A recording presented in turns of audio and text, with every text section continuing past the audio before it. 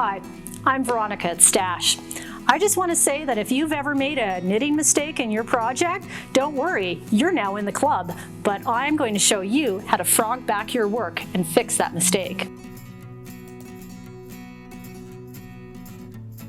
There's a few things you will need, not very many things. One is a nice flat surface. Do not do this in your lap. Trust me, you may cry. And another thing that you need is a small knitting needle, much smaller than the size you're using. If a pencil is much smaller, use a pencil. Use a piece of spaghetti if you want. I'm not here to judge. The main thing is that you have that smaller tool on hand.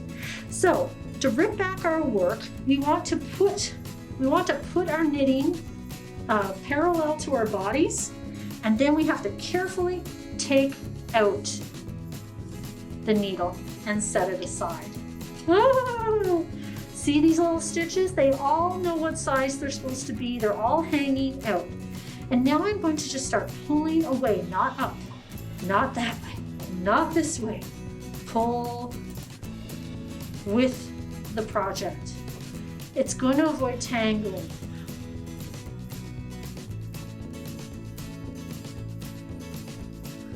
There. So now I feel that I'm below where the error happened.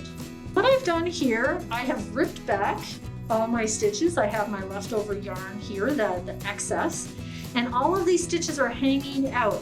If they could scream right now, they would, because they are not in a safe place. We need to get them back on a needle. It's easier to put them on a very small needle than it is to get them back on the same size.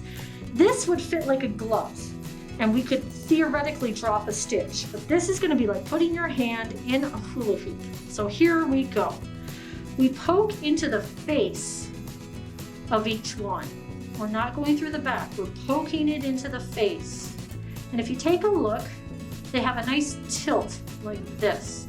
That is what we're looking for. If it's tilted like a forward slash, that's not good. We're looking for a happy backslash.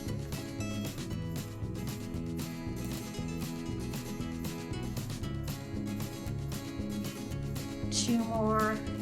And now here, what's happened is this one is down too far and this is a new stitch, so I'm just going to take it, pull it through, and put it on the needle.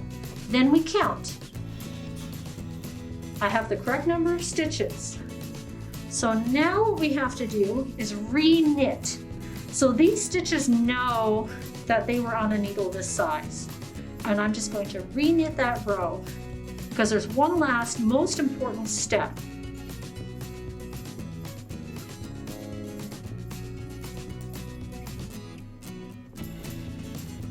Okay, so we have re-knit that row. And we have this small empty needle in our left hand. This is an important step. You need to get this needle as far away as humanly possible. Don't fall for it. You could inadvertently knit back onto it. So instead what you want to do is figure out where you are in the pattern, make sure that you have the correct needle ready to go.